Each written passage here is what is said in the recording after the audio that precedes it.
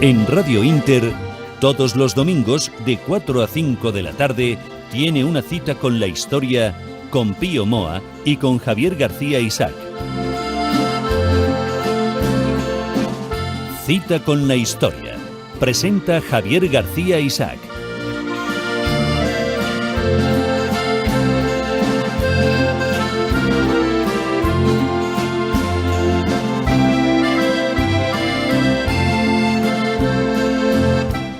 Pues yo les venía anunciando que íbamos a hablar con don Pío Moa, que teníamos una cita con la historia, tenemos una cita con Pío Moa y tenemos una cita con todos ustedes.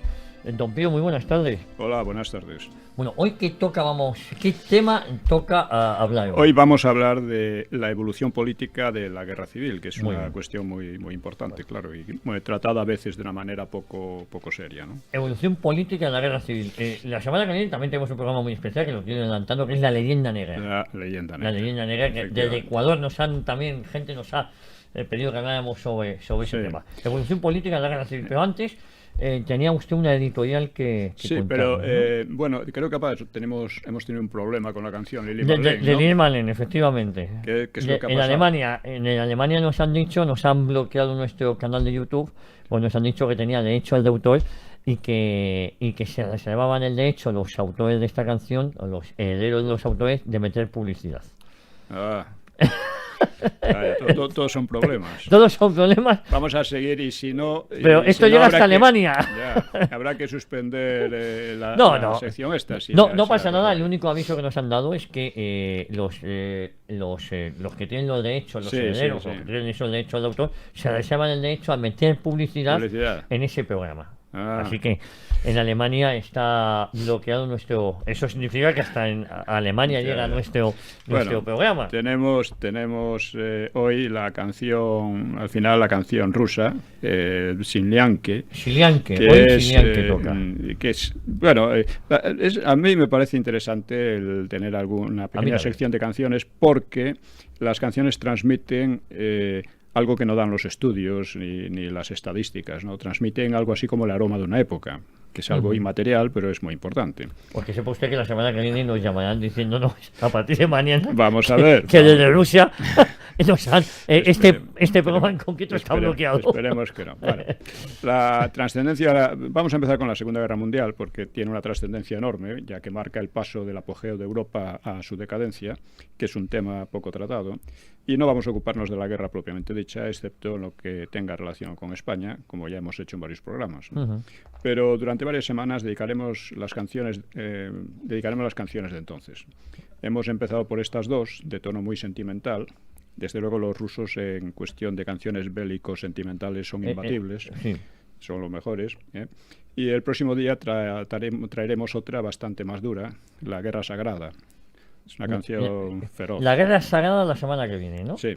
¿Y de qué nacionalidad es? Rusa.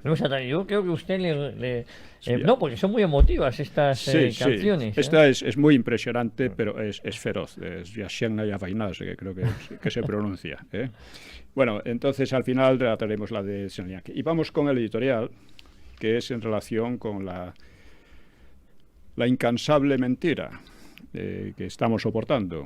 Recientemente, los incultos medios de difusión españolas que se ocupan de la cultura han dado gran promoción en televisión y en prensa, en TV2, en el Confidencial Digital, etcétera, a un novelista extremeño que se llama Carrasco, el cual cuenta algo tan sorprendente como esto.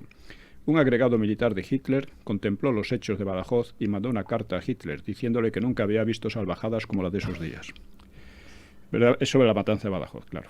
Verdaderamente esta carta, que es inédita hasta ahora, es tan sensacional que uno queda a la espera de que Carrasco la publique bien traducida del alemán junto con el original, cosa que a ningún periodista se le ha ocurrido pedirle. Este es el nivel del periodismo de este tipo, ¿no? Hará un gran bien a la historia, esa carta sin duda, por lo menos a la del propio Carrasco. Voy a hablar más de esto, tengo pensado otro editorial, o dos editoriales incluso, sobre Guernica, Badajoz y la técnica de la mentira masiva. es importante. Sí, que en España parece ser que somos líderes en esto, en repetir una cosa que nunca sucedió, pero la queremos como siempre al final. Sí. El supuesto documento del agregado militar, si Carrasco lo expone, resultará de interés especial por cuanto la matanza de la Plaza de Toros de Badajoz nunca existió. En los mitos del franquismo analicé el testimonio del inventor de la matanza, que fue el agente propagandístico del Frente Popular, un señor se llamaba Jay Allen, y llegué a la conclusión de que era pura ficción.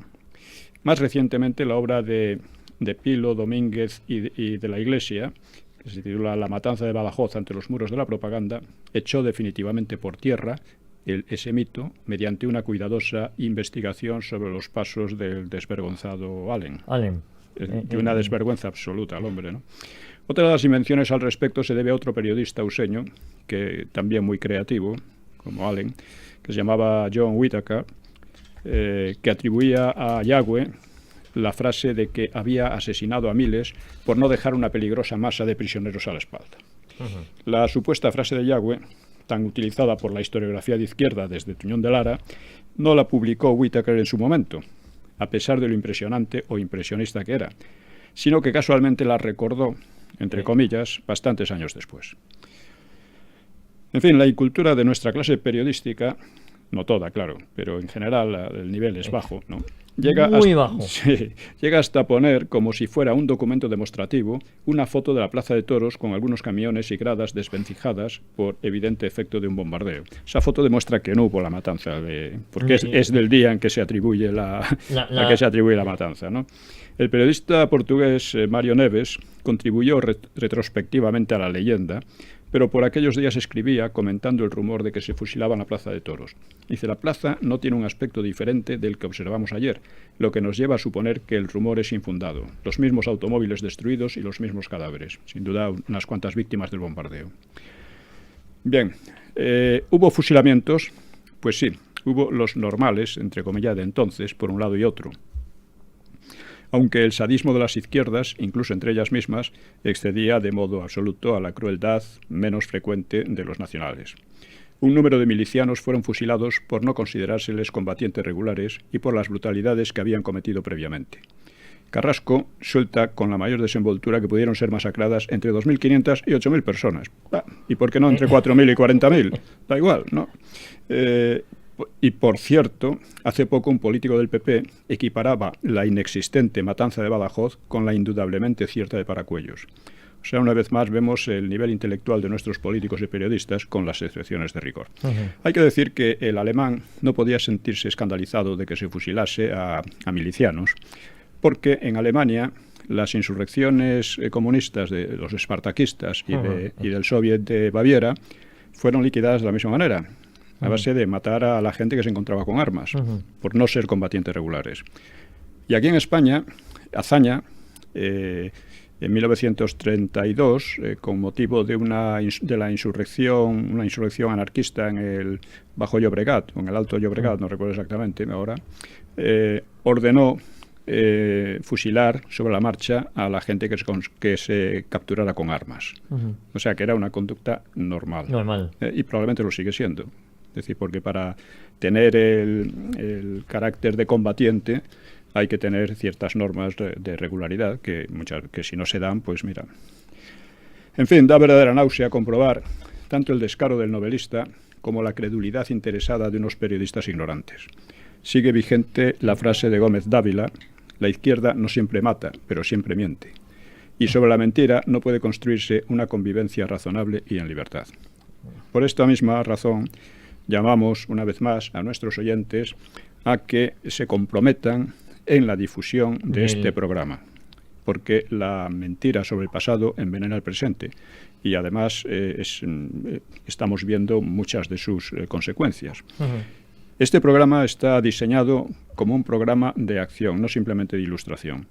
Así que volvemos a hacer este llamamiento, que estamos seguros que nuestros oyentes, que respetan la verdad y entienden la necesidad de defenderla, obrarán en consecuencia. Bueno, yo creo que es muy importante, igual que muchas veces hablamos de cómo colaborar con este programa de forma económica, que lo pueden ver en nuestra página, en los canales, en iVoox, en YouTube, en el canal que usted tiene, en su blog, ¿no?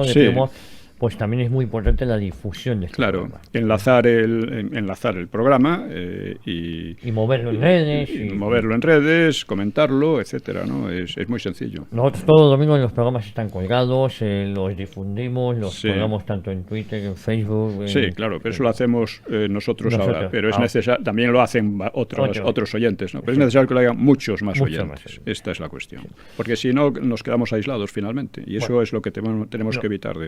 Desde aquí nunca la ayuda que nos ofrece Álvaro Muñoz, Alejandro Criado. Por supuesto. Desde aquí un abrazo muy fuerte y agradecerles el apoyo que nos están dando siempre con la difusión. Pero todos los demás tenemos esa obligación, entre comillas, ¿no? Si queremos que el programa se difunda, sobre todo para rebatir la mentira. Exactamente, esa es la cuestión. Esa es la cuestión. Bueno, don Pío, hoy vamos a hablar de...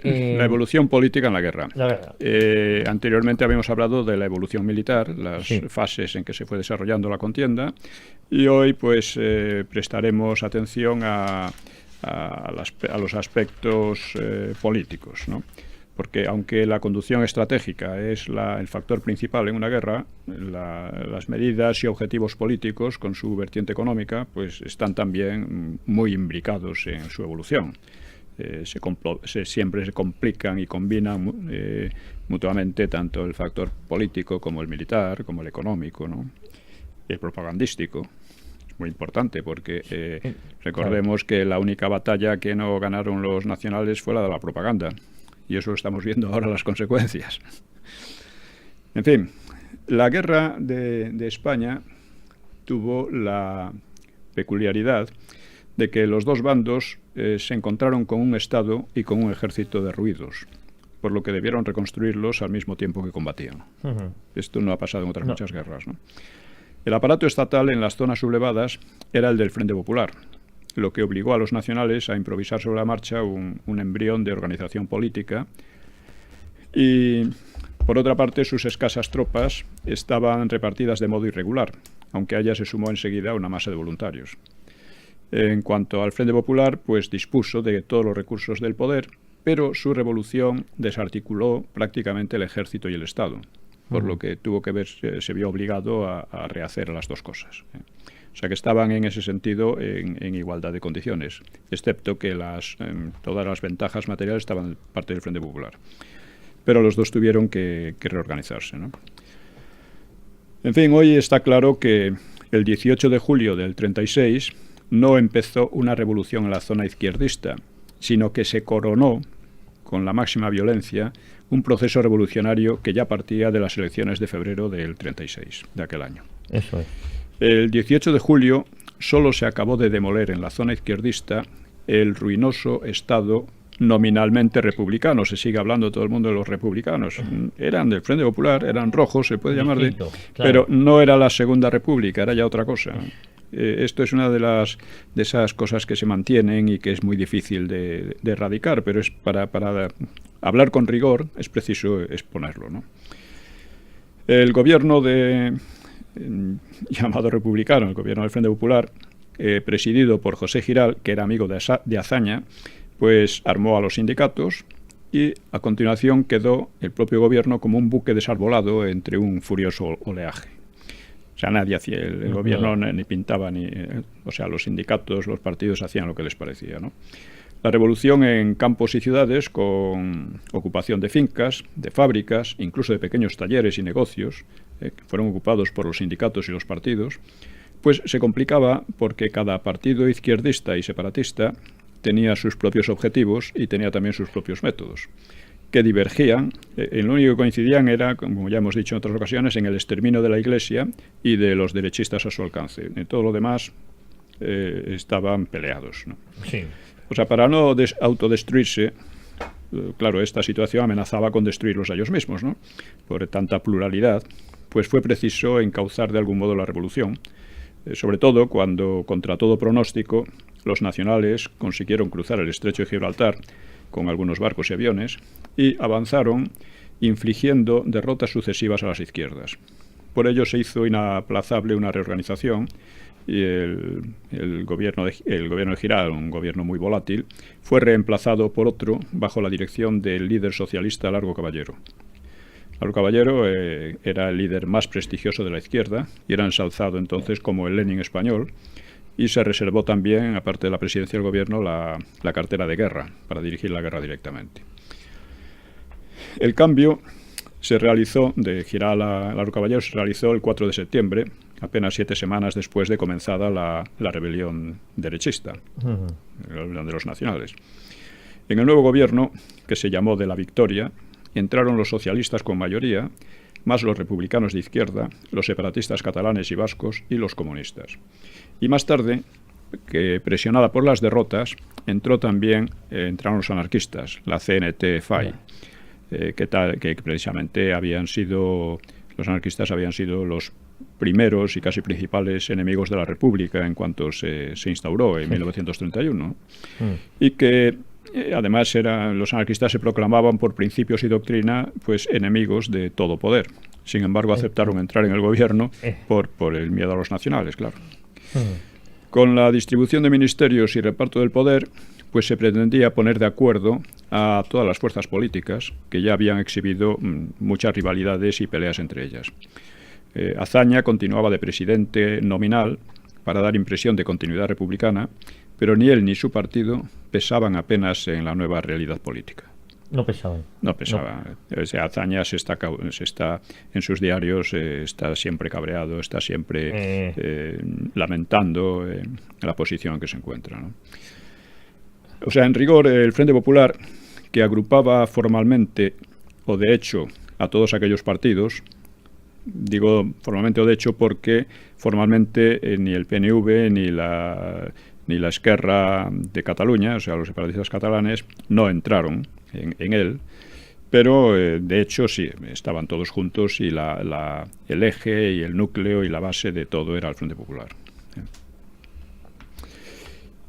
Pues aquellos partidos, de hecho, pues aquello constituía un nuevo régimen que no llegó a cuajar debido a las diferencias ideológicas en el seno de él y a que fue derrotado al final. Cuando los nacionales se aproximaban a Madrid, el gobierno huyó a refugiarse en Valencia, después de haber afirmado que nunca lo haría. Y posteriormente se fue a Barcelona, causando a los separatistas les sentó como un tiro. La medida político-económica más importante que tomó el gobierno del Frente Popular consistió en enviar el grueso de las reservas de oro del Banco de España a Moscú. Esto lo hizo para asegurar la compra de armas y otros pertrechos de la Unión Soviética. Y fue una decisión tomada ilegalmente a espaldas de Azaña y del resto del gobierno por los socialistas Largo Caballero, Prieto y Negrín. Se ha discutido mucho como diríamos, la justificación, ¿no? La razón de esa medida. Pero está claro que se basó en la afinidad ideológica de los socialistas con la Unión Soviética. Los socialistas entonces eran partidarios de la dictadura del proletariado, de la Unión Soviética y de todo esto. Cosa que intentan olvidar algunos, pero es así, está en sus documentos. A posteriori se esgrimió la justificación de que las democracias no ayudaban al Frente Popular. Este es un argumento inconsistente, porque una fracción considerable del oro fue depositado en Francia y toda la plata fue negociada en USA. No sé si algún día he explicado ya por qué hablo USA y todo eso, ¿no? Hace años, Estados Unidos de América, o en inglés, que significa lo mismo, pues no es el nombre de una nación, es el nombre de un programa político, igual que Unión de Repúblicas Socialistas Soviéticas. Es un programa, pues para América se supone que tendría que entrar toda ella en todo el continente. O sea, ¿no? Es un programa, es un nombre mesiánico y que no debe aceptarse. Entonces yo había pensado cambiar URSS por Ursia. Sí, porque de la misma manera que nadie se acuerda de de qué significa la palabra España, o qué significa la palabra Italia, o qué significa... Son nombres de naciones y nada más, no tienen más pretensiones ni nada. Pero claro, USA ya es otra cosa. Sí. Y la URSS era otra también, eran nombres mesiánicos e imperialistas de por sí. Entonces he pensado que ya que se llaman USA, pues USA, pues... que quede como USA en español, y useños, que no tiene, algunos dicen que es despectivo, no es despectivo. Algunos sí han querido llamar usanos y cosas así, pero eso sí es despectivo. Useños no, como brasileños o cualquier cosa así, ¿no? Claro. Esa es la razón por la que... Usted utiliza esa expresión. Eso es, que a algunos les extraña, ¿no?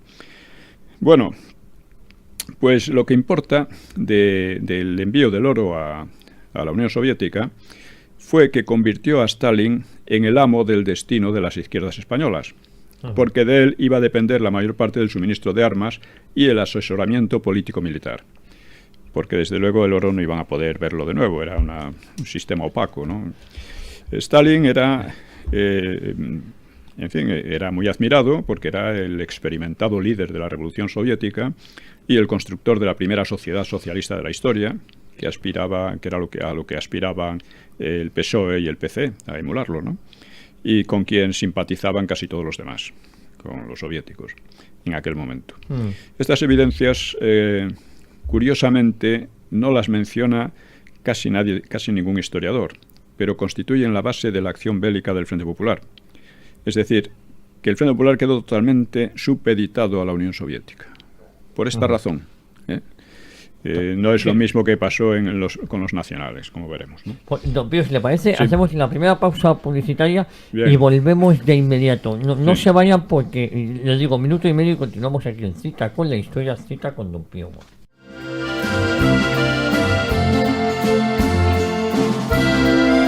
Ya estamos de vuelta en Cita con la Historia, Cita con Don Pío, pues hablando sobre la evolución política de la Guerra Civil Española, Don Pío. Sí, bueno, hemos visto las consecuencias políticas del envío del oro a Moscú, pero hay otro acuerdo económico muy importante del gobierno del Frente Popular y fue la obligación, la exigencia de entregar al gobierno las divisas y metales preciosos en manos de particulares. Esto, además, fue acompañado por el descerrajamiento y expolio de las cajas de seguridad de los bancos. Fueron abiertas con sopletes, ¿no? También se procedió al saqueo sistemático del tesoro histórico artístico nacional, lo cual daría lugar ya en el exilio a una disputa muy ilustrativa entre Prieto y Negrín, una disputa por la propiedad de aquellas fortunas, ¿no? Aquellas ingentes fortunas, ¿no? Al terminar la guerra, una parte de los tesoros expoliados fue trasladada a México en el yate Vita por orden de Negrín. Allí Prieto se apoderó de la carga, lo que motivó un cruce de cartas cada vez más agrias entre los dos líderes. Como Prieto se había puesto de acuerdo con el corrupto presidente mexicano Cárdenas, pues Negrín no le quedó otra que renunciar a su tesoro, aunque dispuso de otros. En sus cartas, Negrín se jactó abiertamente de su previsión, decía, al haber reunido tal cantidad de bienes para su uso político en el exilio. Asimismo, los dos dirigentes se acusaron amargamente de la responsabilidad por la pérdida de la guerra.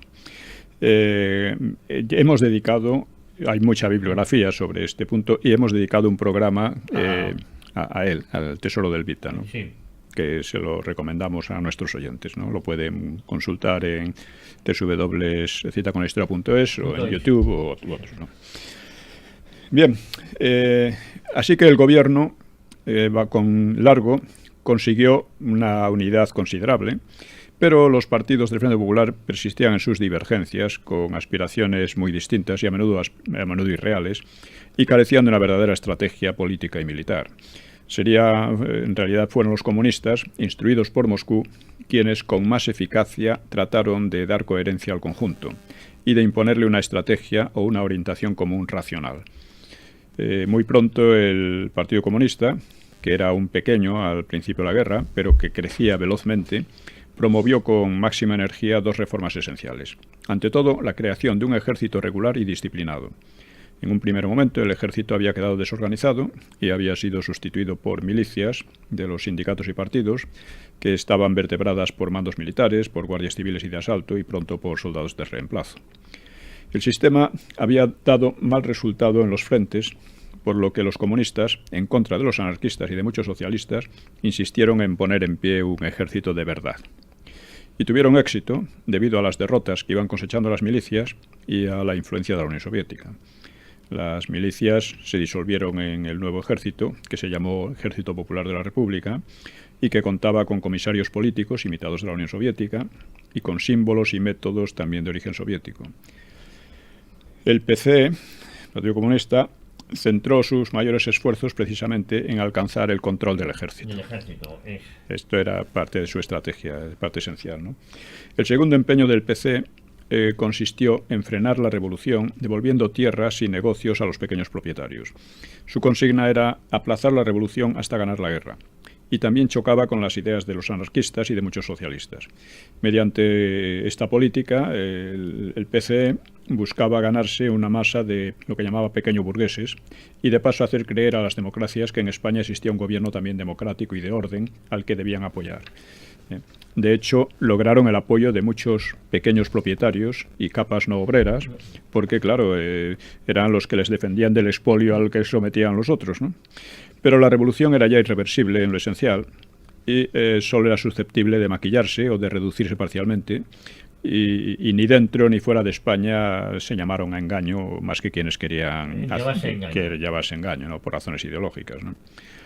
La estrategia comunista era mucho más inteligente que la de sus aliados, que a decir verdad carecían de un verdadero pensamiento militar y político medianamente serio, ¿no?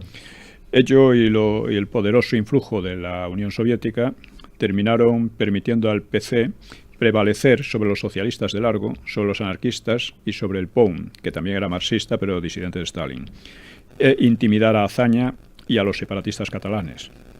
En cambio, los comunistas no se percataron de la traición del PNV o de todo el alcance de su traición.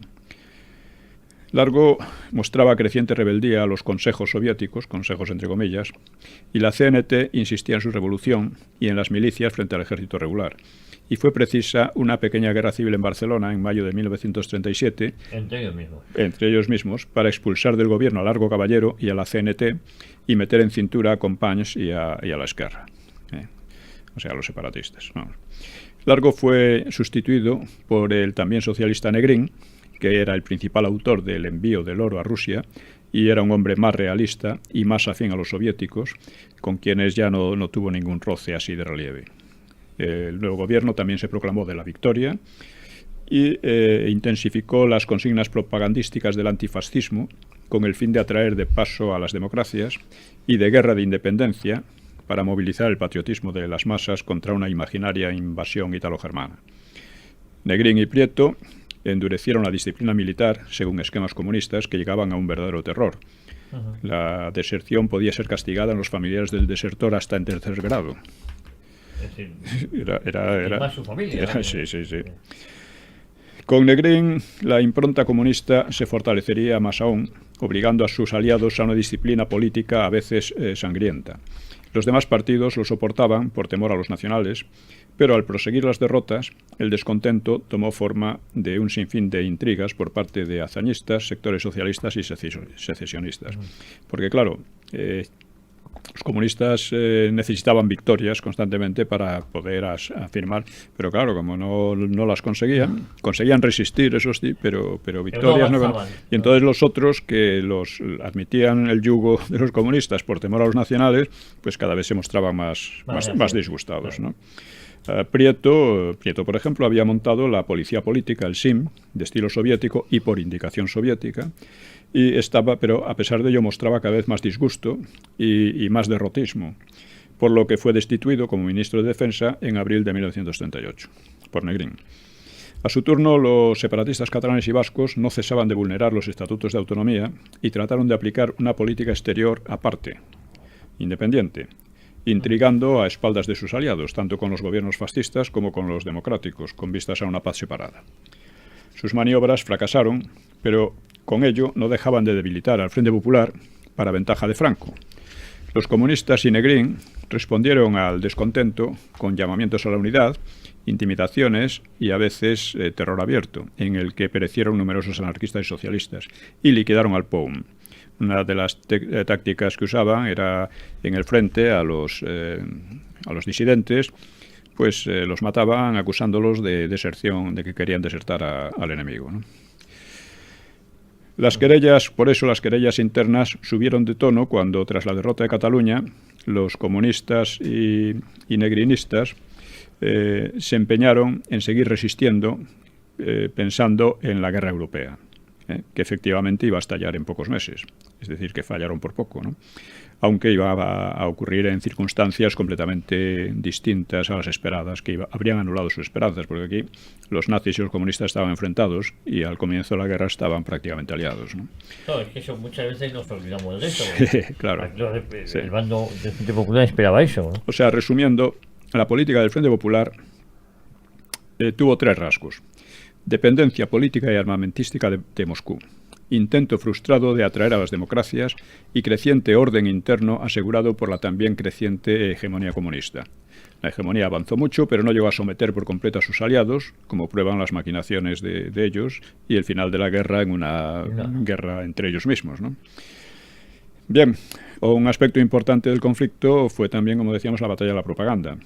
En la República, la intensa propaganda separatista y la internacionalista de izquierda habían generado un ambiente extendido de aversión a España y a su historia. Ese espíritu, basado en la leyenda negra, ya venía de atrás y había sido denunciado por Menéndez Pelayo a principios del siglo. Como admitiría con pesar el propio Azaña, decía él, a muy pocos nos importa la idea nacional, ni aun el peligro de la guerra ha servido de soldador. Al contrario, se ha aprovechado para que cada cual tire por su lado. Para sorpresa de muchos, el espíritu patriótico español, que creían que estaba muerto, pues se mostró muy eficaz entre los nacionales. Y las invocaciones a España y a sus tradiciones resultaron muy movilizadoras en el bando nacional. Y los primeros que se dieron cuenta de eso fueron los comunistas, que si bien ponían a la Unión Soviética por encima de cualquier otro interés, ¿no? Pues quisieron arrebatar la bandera patriótica a los nacionales, impulsando una vehemente retórica que intentaba recuperar el fervor de la guerra de independencia contra Napoleón, que estaría reencarnado ahora en Hitler y Mussolini. Especulaban también con la presencia de moros en las tropas nacionales para negarles su pretensión de defensores de la civilización cristiana. Esto todavía se oye, ¿no? Es como decir que los ingleses, con todas las tropas coloniales que utilizaron, pues no tenían nada que ver con Europa, ¿no? Los aliados, bueno. Esta propaganda tuvo poco efecto, pues el ánimo antipatriótico sería muy vivo en las masas de izquierda, como reconocía Azaña, y porque evidentemente las tropas moras formaban parte del ejército español como las tropas coloniales, como hemos dicho, ¿no? que utilizaban Inglaterra o Francia, ¿no? Por cierto, que Azaña había traído a la península, cuando el golpe de Sanjurjo, Azaña trajo a la península a tropas marroquíes que no fue preciso utilizar. Fue el primero en traerlas. En palabras del liberal Gregorio Marañón, aunque las tropas italianas, alemanas y moras hubieran sido varias veces más numerosas, quienes defendían a España eran los nacionales y no sus contrarios. Esto lo reconoce también Besteiro, ¿no? Tuvieron máximo relieve en la batalla política de las izquierdas las denuncias de bombardeos y atrocidades, unas reales, otras inventadas, de los nacionales, a los que acusaban de actos que el propio Frente Popular cometía en grado no menor y a menudo con mayor ensañamiento.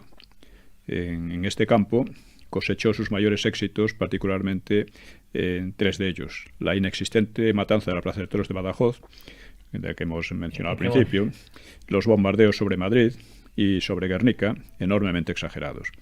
Esta última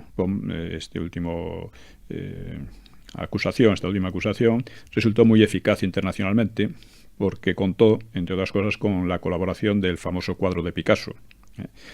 Y los partes del Frente Popular solían alardear de sus bombardeos aéreos y artilleros sobre ciudades como Oviedo, Huesca, etc., y de ciudades sin valor militar en la retaguardia, como Cáceres o Cabra, ¿no? Pero esto la gente, o sea, no se dice. El eje de la propaganda, sobre todo en el exterior, fue el antifascismo, como ya quedó dicho, y en ello la versión izquierdista ha perdurado hasta hoy, al reforzarse después de la Segunda Guerra Mundial, debido a la alianza de las democracias y el stalinismo. A partir de la transición, esa propaganda, que muy a menudo era mendaz, se ha revitalizado más aún con la antidemocrática Ley de Memoria Histórica. Bueno, pasamos a los nacionales, que, como decía, tuvieron problemas muy semejantes a los del Frente Popular. porque el aparato estatal quedó en su zona, era el del enemigo, y le sustituyó la autoridad militar, dividida a su vez en 3 zonas, cada una con su líder. O sea, Mola en el norte, Queipo de Llano en Andalucía Occidental y Franco sin territorio, pero con el decisivo ejército de África a su cargo. La unificación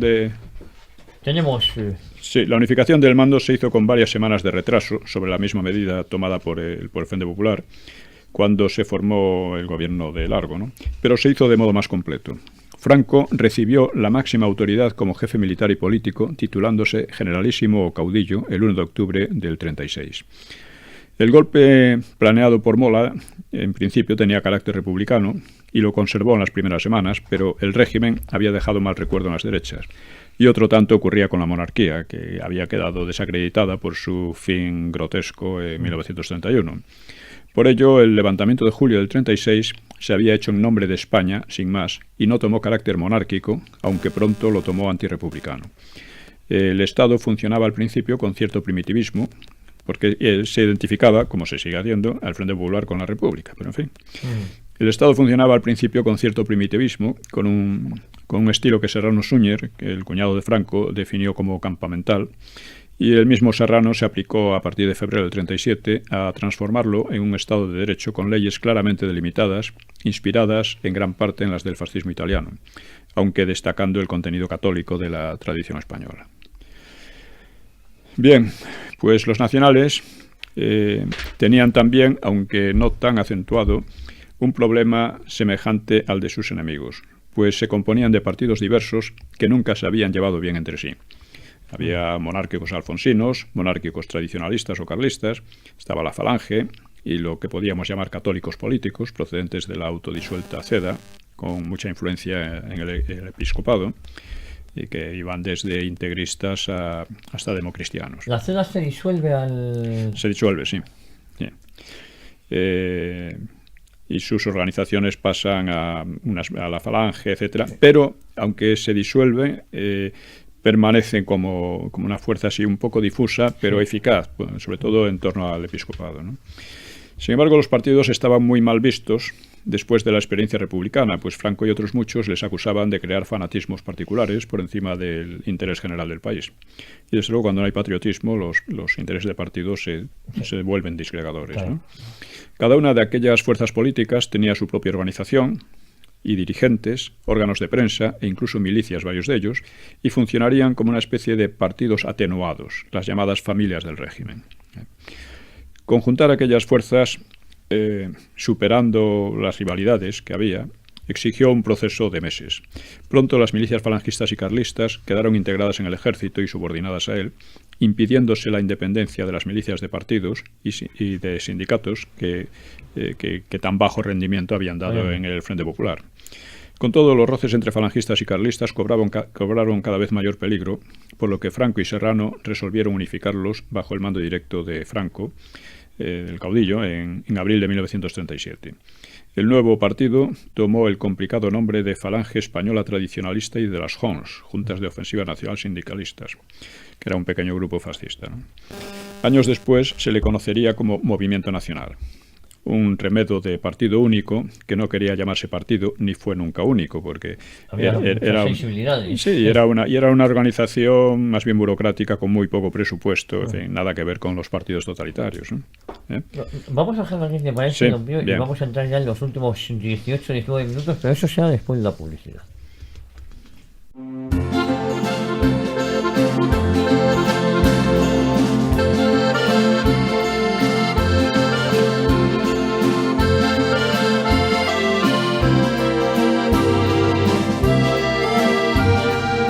Ya estamos de vuelta, don Pío, ya hablando de la evolución política de la Guerra Civil Española. La verdad es que estamos hipnotizados, porque también comentábamos fuera del micrófono con muchas personas que quieren saber la historia y incluso y al final no es así. Sí, cree mucha gente.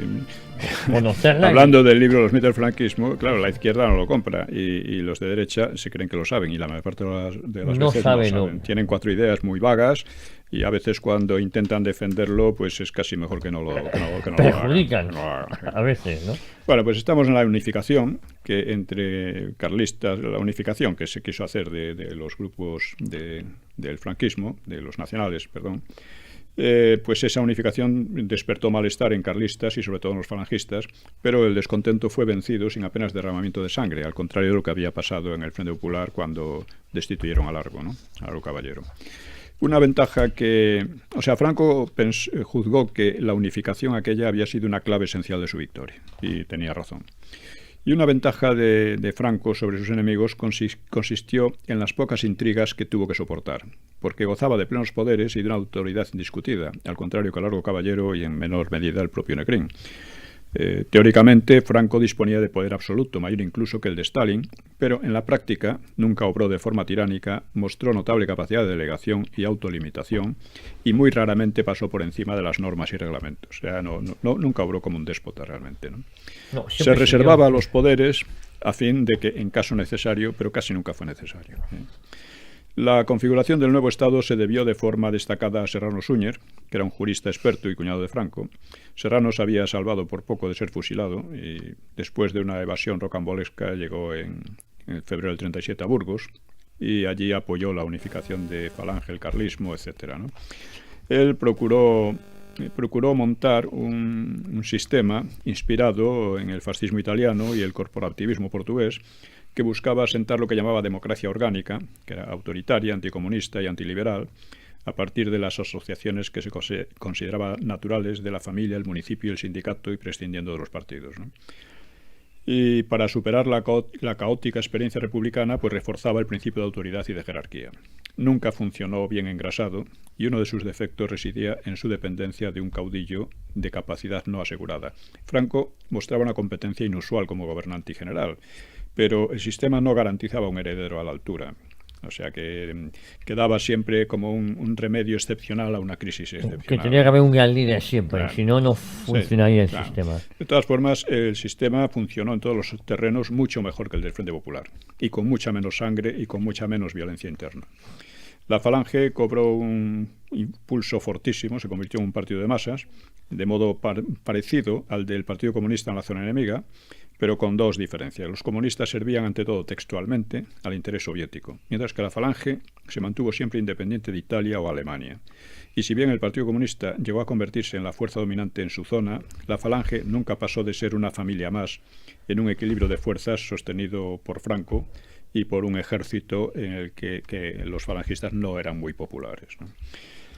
En fin, también una tarea para los dos contendientes fue la creación de un verdadero ejército, que eso no era urgente en los primeros meses, cuando la lucha parecía próxima a resolverse mediante las columnas irregulares, pero de nuevo se adelantó el Frente Popular por la presión comunista a alzar un ejército regular y masivo y politizado, y por eso cuando las columnas nacionales llegaron ante Madrid no pudieron tomarla. A partir de ese fracaso, la formación de un ejército de masas se hizo perentoria también para los nacionales. Fueron llamadas sucesivas quintas. Ellos empezaron también a llamar quintas, pero no lo hicieron de forma realmente organizada y a fondo hasta después, ¿no? Hasta que llegó cada uno de los ejércitos superó el 1.000.000 de hombres. 1.200.000 los nacionales y 1.700.000 el Frente Popular, teóricos, porque muchos de ellos no contaban, ¿no? En el Frente Popular llegó a darse el caso de que mucha gente, sobre todo en Cataluña, escapaba a los montes para no ser reclutada y allí formaba verdaderas guerrillas contra los que querían reclutarlos.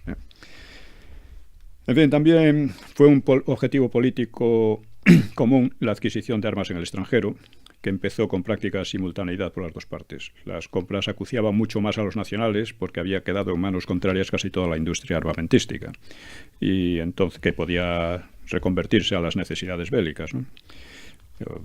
Mucha de ella, aunque no fuera de armas, ¿no? Los rojos tenían ahí la máxima ventaja, no solo porque disponían de las industrias y superioridad aérea y naval, sino porque disponían de todo el poder de compra. Pero es evidente que utilizaron esa abundancia con poca eficacia. La militarización de las industrias se hizo con baja productividad, pese a las indicaciones y a las presiones soviéticas. En cuanto al volumen y calidad de armamento, Stalin ha sido acusado de vender material obsoleto, pero en realidad sus aviones Sus aviones eran al comienzo mejores que los alemanes y equiparables a los italianos, y mantuvieron siempre un buen nivel. Y sus tanques superaron ampliamente a los adversarios en potencia de fuego.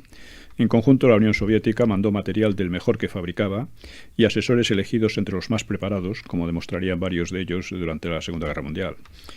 Al margen de la Unión Soviética, los rojos compraron armamento a menudo viejo y malo en Polonia y otros países, con mucha corrupción. Los nacionales lo adquirieron sobre todo en Alemania e Italia, pero no fue menos importante el petróleo que compraron en USA en buenas condiciones económicas, que permitió alimentar la maquinaria bélica. Sí, tenemos tiempo, ¿eh? ¿Sí? Todavía, sí. Bueno, queda un rato, vamos a tener que acortar o igual... Que acortar. ¿Cuánto queda? Pues quedan 10 minutos, lo que pasa es que... 7 será... Claro, entonces quedan 3 minutos. Eso es. Bueno, las tropas extranjeras se calculan de forma muy dispar por unos y otros historiadores. Berlín y Roma enviaron al principio unos pocos aviadores y técnicos, pero tras la escalada soviética de octubre-noviembre llegaron la Legión Cóndor, 16 a 19.000 hombres en varios relevos, los voluntarios italianos, unos 50.000.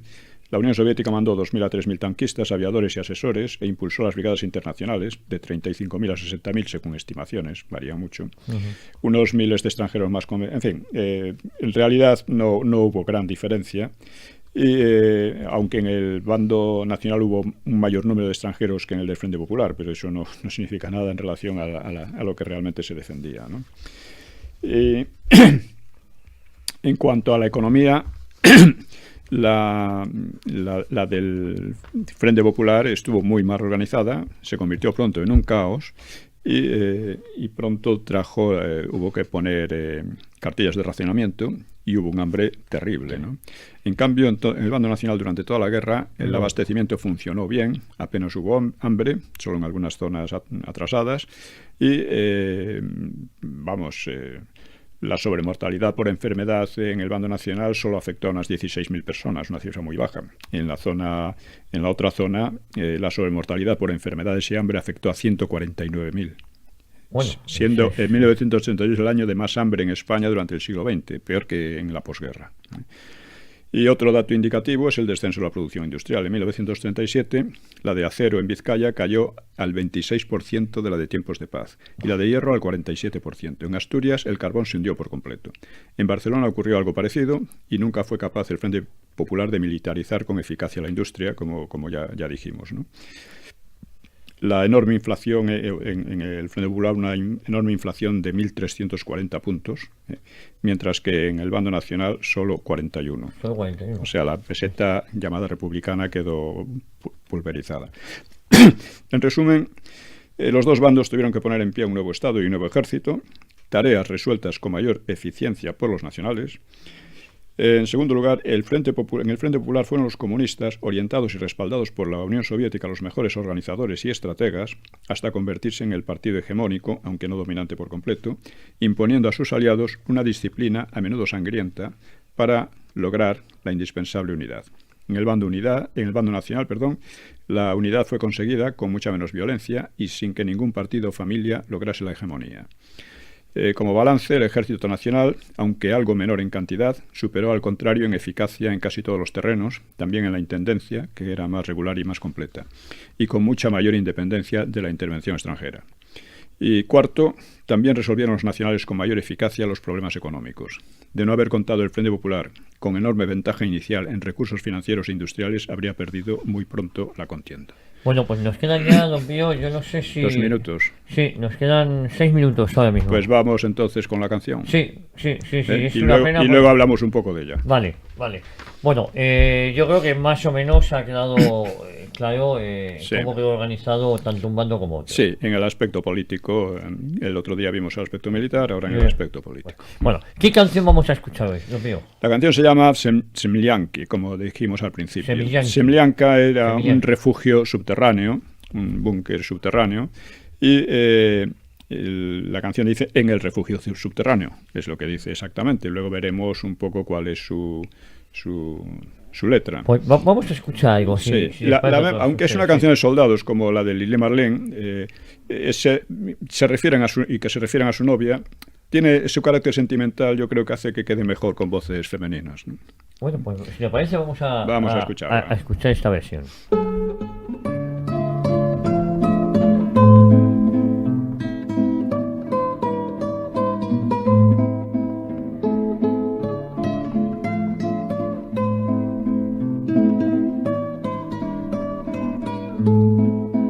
Бьется в тесной печурке огонь, на поленях смола, как слеза, и поет мне в землянке гармонь про улыбку твою и глаза. И поет мне в землянке гармонь про улыбку твою и глаза. Про тебя мне шептали кусты в белоснежных полях под Москвой. Я хочу, чтобы слышала ты, как тоскует мой голос живой. Я хочу, чтобы слышала ты, как тоскует мой голос живой. Ты сейчас далеко, далеко, между нами снега да снега. До тебя мне дойти нелегко, а до смерти 4 шага. До тебя мне дойти нелегко, а до смерти 4 шага. Ой, гармоника вьюга назло, заплутавшее счастье зови. Мне в холодной землянке тепло от твоей негасимой любви. Мне в холодной землянке тепло от твоей негасимой любви.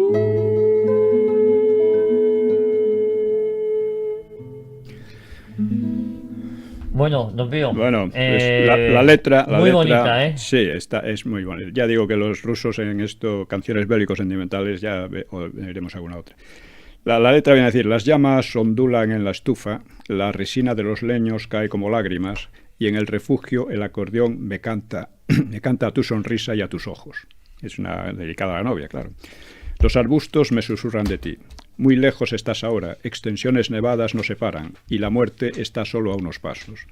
Dice: canta, acordeón, desafía la tormenta de nieve, llama a la felicidad que se ha extraviado. O sea, como en la canción alemana también el soldado se pregunta: si me pasa una desgracia, ¿quién estará contigo bajo el farol?